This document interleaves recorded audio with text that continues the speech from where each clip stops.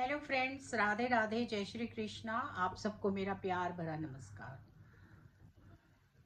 आपका स्वागत है। आपका क्या कहते हैं आपके नंबर में। मैं आपकी अपनी एस्ट्रोन्यूमोलॉजिस्ट ललिता टंडन। आज आपके साथ बात करूंगी अगस्त के महीने में कैसा रहेगा मकर राशि वालों का समय। मकर राशि जो काल पुरुष की कुंडली की 10वीं राशि है और यहाँ पर जो है वो किस तरह के परिणाम देगी अगस्त के महीने पे, उस पर हम चर्चा करेंगे।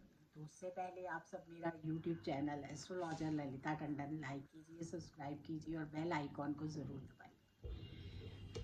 मकर राशि शनि की राशि है और यहाँ पर जो है शनि आपके बैठे हुए हैं तीसरे घर में। और तीसरा घर छोटे बहन भाई कुटुंबियों का घर होता है। यहाँ मैं पहले आपको बताऊंगी कि आपके गोचर में प्लैनेट्स किस तरह से बैठे हुए हैं, उससे आपको समझने में बहुत लाभ होगा कि आपको क्या क्या लाभ मिल सकता है। पर उससे पहले आप सब मेरा YouTube channel astrologer Lalita Tandon like कीजिए, सब्सक्राइब कीजिए और बेल आइकॉन को जरूर दबाइए। वीडियो पसंद आए तो हमारे साथ जुड़िए। तीसरी दृष्टि पांचवें घर में पड़ रही है। नौवीं सातवीं दृष्टि नौवें घर में पड़ रही है और आठवीं 10वीं दृष्टि 12वें घर में पड़ रही है। तो जहाँ दृष्टियाँ पड़ती हैं वहाँ पर तो शनि का प्रभाव आप जानते ही हैं, लेकिन जहाँ बैठते हैं वहाँ अच्छा करते हैं। गुरु और शुक्र आपके छठे घर में बैठे हैं जो कि रोग ऋण का घर है। यहाँ भी आपको बहुत अच्छे परिणाम नहीं मिलेंगे। सूर्य और बुध आपके बैठे हुए हैं साझेदारी के घर में और पत्नी के घर में। सूर्य जो है आत्मा का कारक ग्रह होते हैं और बुध वह काफ़ी चंचल होते हैं, पर यहाँ अस्त हैं और साथ में यहाँ पर वक्री भी हैं। और बुध जो है वो एक नपुंसक ग्रह है। केतु आपके 8वें घर में बैठे हुए हैं और मंगल आपके 9वें घर में बैठे हुए हैं। तो कुल मिलाकर मंगल की स्थिति आपके लिए बहुत अच्छी है, लेकिन यहाँ पर शनि के साथ जो है उनका 7वीं दृष्टि का चल रहा है योग। तो चलिए कैसे रहेंगे परिणाम। आप लोगों के लिए काफ़ी परिणाम बेहतर हो सकते हैं अगर आप बिना किसी इस बात में पड़े हुए कि उसके साथ तो मेरे मतभेद नहीं मिलते या मेरे विचार नहीं मिलते, काम करेंगे तो बहुत लाभ हो सकते हैं। फिर स्थितियां आपके बहुत अनुकूल हो सकती हैं। और जितना यहाँ पर आप ध्यान देंगे इन चीज़ों के ऊपर, किसी की तरफ मतलब ध्यान नहीं देंगे, अगर किसी से मतभेद भी हैं तो उन पर भी ध्यान नहीं देंगे, तो उससे आपको काफ़ी लाभ मिलना निश्चित है।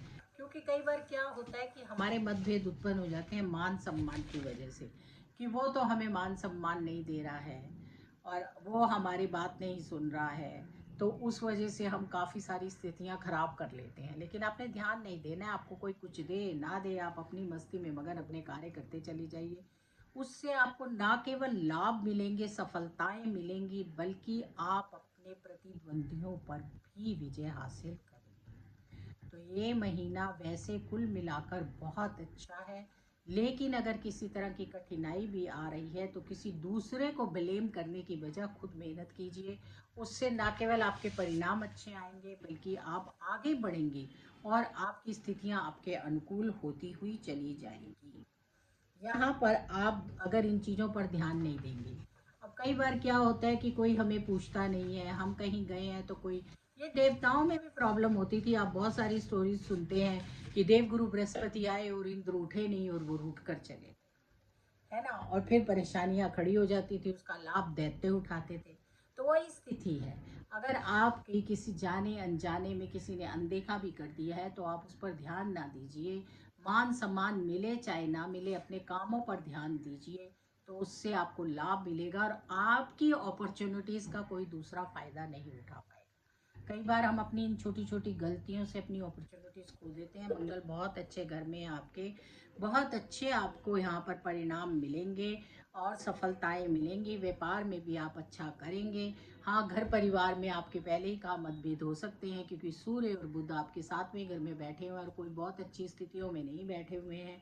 तो यहाँ पर अगर आप अपने परिवार के साथ ध्यान देंगे तो बहुत अच्छा रहेगा। यहाँ एक दो छोटे छोटे उपाय कीजिए।